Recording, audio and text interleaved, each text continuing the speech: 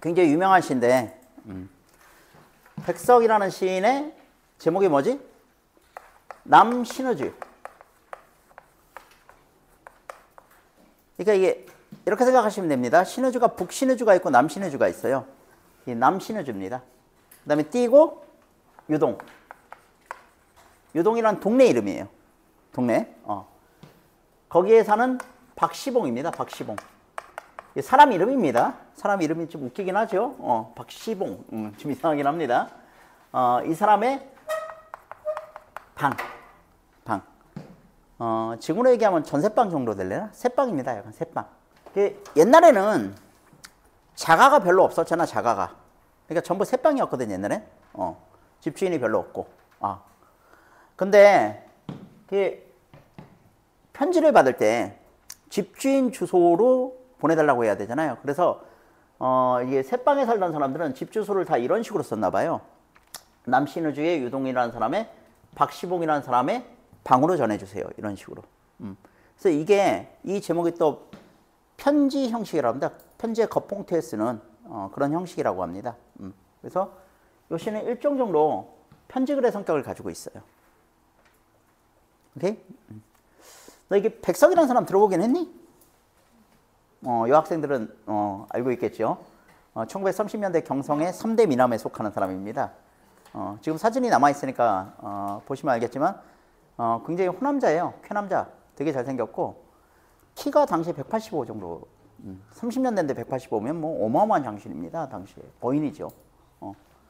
거기다 이제 시만 잘 쓴 게 아니라 20대 중반에 이미 5개 국어를 하고 있었다고 하죠. 그래가지고 시만 유명한 게 아니라 번역서들도 유명한 게 몇 개 있어요. 테스 같은 번역서는 상당히 의의를 가진 번역서거든요. 러시아 번역서인데. 자, 그분의 시인데 그분 시가 이제 몇 가지 특징이 있어요. 근데 그걸 다 얘기해 줄 수는 없고, 이제 후기 시의 특징은 뭐냐면 자아성찰 시를 씁니다. 후기 시. 여기 이제 남한에 남겨진 시 중에서 맨 마지막 시예요. 맨 마지막 시. 48년도 시로 알려져 있는데, 여기 이제 자아성찰의 절정이 되는 시라고 보시면 돼요. 현재 남한에 있는 작품들 중에서 사람들이 가장 좋아하는 작품입니다. 이 작품이. 주제가 뭐라고? 자아성찰. 자아성찰이에요. 근데 나중에 읽어보면 알겠지만 그냥 자아성찰이 아니라 약간 자학적인 시입니다. 이불킥 시라고 해야 되나? 이불킥. 자, 봅시다. 처음엔 상황이 나와요. 어느 사이에 나는 아내도 없고 또 아내와 같이 살던 집도 없어지고, 그리고 살뜰한 부모며 동생들과도 멀리 떨어져서 그 어느 바람 새인 쓸쓸한 거리 끝을 헤매이었다. 이렇게 나옵니다. 바로 날도 저물어서 바람은 더욱 세게 불고 추위는 점점 더해오는데 나는 어느 목순내, 이 목순은 누구로 추정됩니까? 예, 이 사람 박시봉, 이 사람으로 추정되죠. 목순내 집 헌사슬간, 사슬은 이제 돗자리입니다. 한 방에 들어서 쥐인을 붙이었다. 쥐인을 붙이었다. 요거는 이제 좀 풀어서 보면 주인집에 붙었다 이런 얘기겠죠. 주인집에 붙었다. 주인을 붙였다. 주인집에 붙었다. 주인집에 붙었다는 것은 의역하면 뭐를 들었다? 그렇죠. 새를 들었다. 그렇죠? 새 들었다. 이런 얘기겠죠. 새 들었다. 자, 얘들아, 헤매이었다. 주인을 붙이었다. 지금 서술어의 형식이 다 똑같은데 지금 자신의 상황을 설명하고 있어요. 근데 어떤 상황이니? 예? 낯선 환경에 처해 있는 상황이잖아요. 자, 이건 뭐에 딱 좋은 조건이야? 자아성찰에 딱 좋은 조건이지. 여러분들 가끔 사람들은 자신을 돌아보고 싶을 때 뭐를 합니까? 여행을 가죠. 왜 여행을 가죠? 예, 익숙한 환경에서는 자아성찰이 잘 안 되거든요. 낯선 환경에 가야 새로운 자기 자신을 발견하게 되거든요. 그런 의미로 사람들이 이제 여행을 많이 가는 건데, 그런 환경과 좀 비슷하다고 생각하면 되겠죠. 이 사람의 이제 자아성찰적인 환경은 낯선 환경이에요. 낯선 환경. 이래하여 나는 이 습내나고 춥고 느긋한 방에서 낮이나 밤이나 나는 나 혼자도 너무 많은 것 같이 생각하며, 그렇게 어렵지 않죠? 나 혼자도 너무 많은 것 같이 생각하며. 우리가 많이 쓰는 표현이죠. 나 혼자 살아가는 것도 버거워. 이런 얘기 많이 하잖아요. 그죠?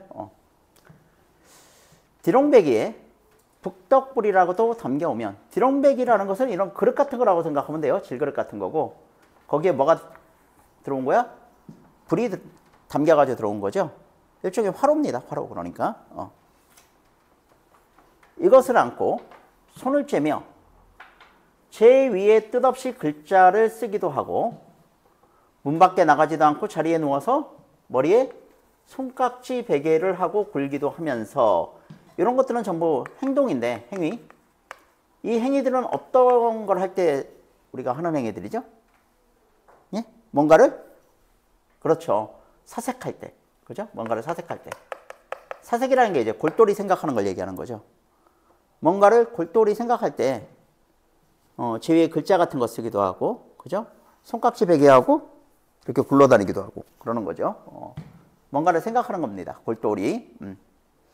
자, 그런 사색의 결과예요. 사색의 결과. 자, 여기는 밑줄을 치셔야겠는데 나는 내 슬픔이며 어리석음이며를 소처럼 연하여 책임지라는 것이었다. 자, 이게 첫 번째 자아성찰의 내용입니다. 자아성찰의 내용. 그렇게 썩 유쾌하지 않죠? 슬픔, 어리석음. 그렇죠? 소처럼 연하여 책임지라는 것이었대. 책임질. 요거 이제 한자로 반추라고 하죠. 반추. 반추. 반추.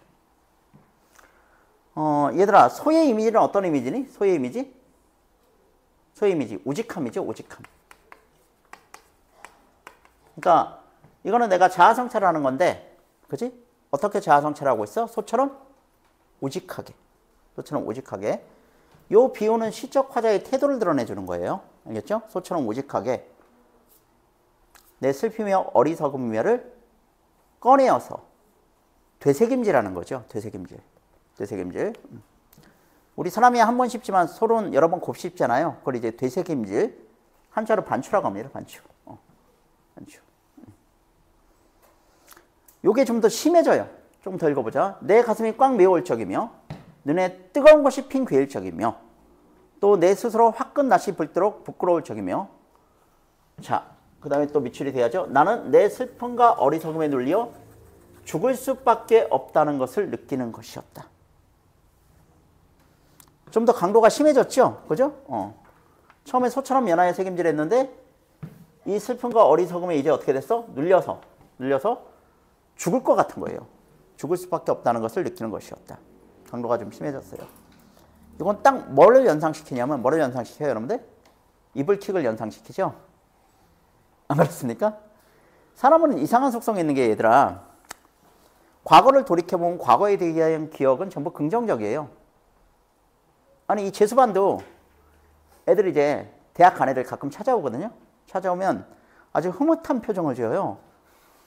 마치 지가 과거에 여기서 굉장히 따뜻한 기억을 가지고 있었다는 듯이 내가 걔 과거를 다 아는데 그럴 리가 없거든요. 그죠? 선생님 여기 참 옛날에는 왜 한번 또 해볼래? 그럼 아니요. 그런 게 이제 사람이 근데 이제 그거는 일종의 보호 본능이라고 그러죠. 무슨 얘기냐면 사람이 모든 걸 다 기억하고 살면 7살 이전에 자살한대요. 그래서 자기 보호 본능으로 자기에게 부정적인 기억, 특히 이제 아주 강렬한 기억들은 대부분 쪽팔린 기억들이거든요. 그런 것부터 이제 지워나간다고 그러죠. 그런 걸 다 지우다 보니까 과거는 어떻게 되는 겁니까? 긍정적 기억만 남아있는 거예요. 그렇죠. 그래서 과거에 대한 기억이 항상 따뜻하고 긍정적이고 그런 건데 갑자기 잊어버렸던 기억들이 어느 날 갑자기 나에게 물밀듯이 밀려올 때가 있습니다. 그때 우리는 잠을 못 자고 뭐를 해요? 이불킥을 하죠. 그죠? 딱 그걸 연상시키지 않아요? 딱 이불킥. 그죠? 자, 그 다음을 또 보자. 근데 시가 여기서 끝나면 안 되죠. 그죠? 역시 예상대로 뭐가 나옵니까? 그러나가 나옵니다. 전환. 이제 전환이 돼요. 잠시 뒤에 나는 고개를 들어 허연 문창을 바라보든가 또 눈을 떠서 높은 천장을 바라보는 것인데 이 사람이 바라보는 게 어디야? 높은 천장. 여기를 쳐다봅니다. 여기에 뭐가 있겠죠? 나는 내 뜻이며 힘으로 나를 이끌어가는 것이 힘든 일인 것을 생각하고 이것들보다 더 크고 높은 것이 있어서 아하! 얘들아, 높은 천장을 쳐다봤던 이유를 알겠죠? 뭐를 생각한 거야? 더 크고 높은 것. 뭡니까? 두 글자로. 예? 운명 같은 거죠. 운명. 그죠? 운명. 운명. 운명. 더 크고 높은 것이 있어서 나를 마음대로 굴려가는 것을 생각하는 것인데, 자, 이 운명이요가 들어가는 순간 이제 뭐가 쏙 들어가게 돼 있어요? 내 탓이요가 쏙 들어가게 돼 있죠. 내 탓이 아니라 운명 탓이 돼 버리잖아요. 그죠? 이러면 사람의 마음이 어떻게 돼? 진정됩니다. 아까 죽을 것 같았던 마음이 이제 진정돼요. 내 어지러운 마음에는 슬피며 한탄하며 가라앉을 것은 차츰 안급이 되어 가라앉고 진정된다는 얘기죠, 이게. 그죠? 자, 이 사람이 입을 킥이 절정에 있다가 진정하게 된 계기는 뭐라고? 예, 인식의 전환이에요. 인식의 전환. 그죠? 여태까지는 전부 내 탓이오라고 생각했는데 이제 생각해보니까 내 탓이오가 아니라 운명 탓이 된 거죠. 인식의 전환입니다. 자, 그 다음에 이제 여기서부터 이제 새로운 양상으로 접어듭니다. 여태까지는 얘들아, 지금 시적 화자가 어디에 집중돼 있었어? 자기 자신에게 집중해 있었어요. 이러면 주변에 안 보여요. 그러다가 이게 절정에 치닫고 자기가 진정되면서 이제 뭐가 보이는 거야? 주변이 보이기 시작하는 거예요. 주변이 보이기 시작하면 제일 먼저 드는 생각이 뭡니까? 외로운 생각이에요. 쓸쓸하다는 생각을 이제 하게 되는 거죠. 낯선 곳에 와 있으니까. 자기에게 집중해 있을 때 이런 생각이 안 들어요. 자기에게 집중력이 이제 떨어졌을 때 이런 생각이 드는 거죠. 더러 나주선은 이제 저녁 무렵입니다. 쌀랑쌀랑 쌀랑눈이 와서 문창을 치기도 하는데 아마 지금 치는 게 아니라 전부터 계속 쳤을 거예요. 근데 이 소리를 내가 못 들었던 거죠. 나이트에 집중해 있느라고. 이제는 주변이 보이고 감각이 예민해진 겁니다. 주변의 소리나 이런 게 다 들리는 거예요. 자, 나는 이런 저녁에 화로를 더욱 다가끼며 무릎을 꿇어보며, 얘들아 이것도 행위인데 이건 어떤 행위를 얘기하죠? 이건 어떤 행위야? 예? 어떤 행위? 예, 이거는 뭔가 다짐 같은 거 하는 행위죠. 다짐 같은 거 하는 행위. 화로를 더욱 다가끼고 무릎을 꿇어보고 뭔가 좀 조이는 듯한 느낌이 들죠? 그죠? 뭔가 다짐하는 그런 행위죠. 어니 먼 산 뒤 옆에 바우 섭해, 바우는 이제 바위겠죠. 바위 옆에 따로 외로이 서서 어두우는데 하얀이 눈을 맞을 그 마른 잎새에는 쌀랑쌀랑 소리도 나며 눈을 맞을 그 드물다는 굵고 정한 갈매나무라는 나무를 생각하는 것이었다. 여러분들은 잘 모를 수 있는데 이 구절은 우리 문학사에서 굉장한 명문으로 많이 취급받는 그런 문장입니다. 이 문장은 여러분들 혹시 안도현 시인이라고 아세요? 안도현? 아시는 분 있죠? 워낙 유명한 분이라. 그 글씨 되게 유명하잖아요. 연탄채 발로 함부로 차지 마라. 너는 한 번이라도 남에게 뜨거운 것이 된 적이 있었느냐? 뭐 이런 시 있죠? 그죠? 그런 거 되게 유명한 시인데 그 안도현 시인이 이제 되게 언어에 예민한 분이거든요. 그분이 여기에 홀딱 빠졌나 봐. 그분이 쓴 시 중에서 시 제목이 이거인 게 있어요. 그 드물다는 굵고 정한 갈매나무라는 나무. 이게 시 제목이에요. 우리 여러분들 작년에 공부했으니까 그거 알죠? 작년에 이제 김소진 소설 중에서 갈매나무를 찾아서라는 소설이 EBS에 실려 있었는데 수능 완성에 있었어요. 그 갈매나무를 찾아서라는 소설의 테마도 요 문장을 테마로 한 소설입니다. 되게 유명한 명문이에요. 일단은 이제 드물다는 게 많지 않은 거죠. 그 드물다는 굵고 정한. 굵다는 건 뭐 의미를 아는 거고 정하다는 중의적 의미가 되죠. 첫 번째는 무슨 뜻? 바르다. 두 번째는 무슨 뜻? 예? 두 번째는 깨끗하다의 뜻도 있죠. 깨끗하다. 굵고 정한. 갈매나무라는 나무를 생각하는 것이었다 이랬는데 이 문장을 좀 잘 읽어볼 필요가 있어요. 갈매나무에 집중해서는 안 되죠. 왜냐하면 갈매나무를 생각하는 게 아니라 갈매나무라는 나무를 생각하는 거예요. 그러면 사실 수종이 그렇게 중요하다는 얘기는 아니죠. 의미의 중심이 나무에 있는 겁니다. 갈매에 있는 게 아니라 나무에 있어요. 갈매나무라는 나무. 그죠? 그러니까 나무의 이미지는 우리가 잘 알잖아요. 나무의 이미지는 어때? 뿌리를 땅에 굳게 박고 있고, 그렇죠? 움직이지 않고 사람보다 오래 살고, 그죠? 그런 건 뭔가 의연한 이미지죠. 그런 나무를 생각하는 것이었다. 이렇게 끝납니다. 이게 이제 의미의 중심이 됩니다. 의미의 중심. 자, 그런데 우리가 또 하나 봐야 되는 게 요거예요. 요거. 것이었다. 것이었다. 이거 우리 뭐 이런 말투로 우리 변사체라고 그러는데 변사체. 아, 이슬과 심순애는 그렇게 이별을 하는 것이었다. 뭐 이래가지고 변사체라고 그러는데 사실 이게 시에 많이 쓰이는 어미는 아닙니다. 거의 제가 본 거는 백석 선생님이 쓴 거밖에 없는데 요 것이었다. 이 것이었다는 걸 잘 생각해 보면 앞에 것을 뭐 하는 말투예요? 뭐 하는 것이었다? 앞에 게 자아성찰의 내용인데 자아성찰을 뭐 합니까? 자아성찰을 대상화시키는 말투예요. 대상화시키는 말투. 자아성찰을 뭔가 대상화시키는 말투입니다. 대상화. 이건 어떤 효과를 주냐면 어떤 효과를? 자아성찰도 자기를 객관적으로 되돌아보는 건데 그거를 또 대상화시키잖아요.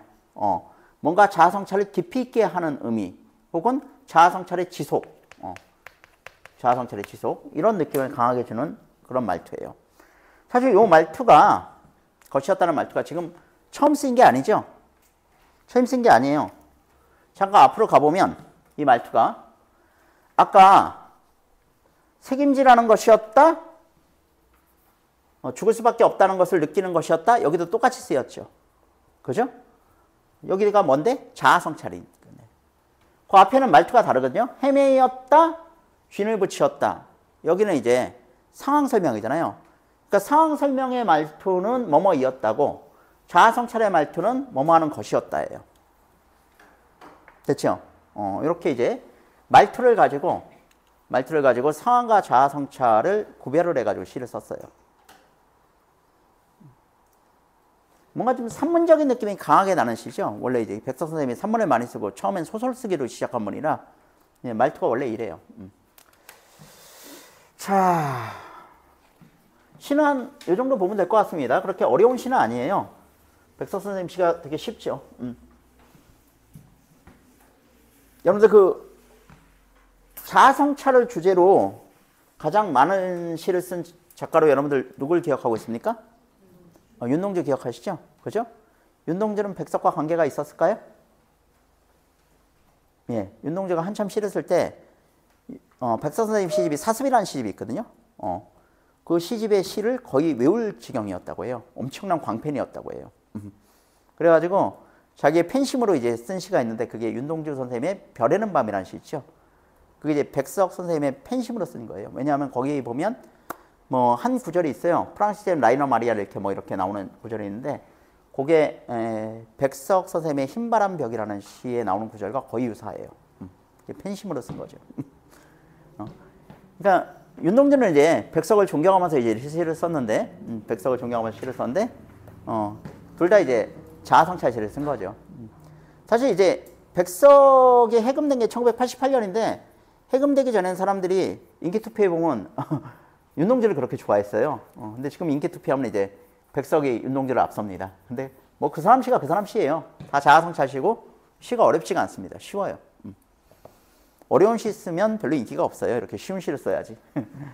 자, 문제 한번 풀어볼까요? 문제.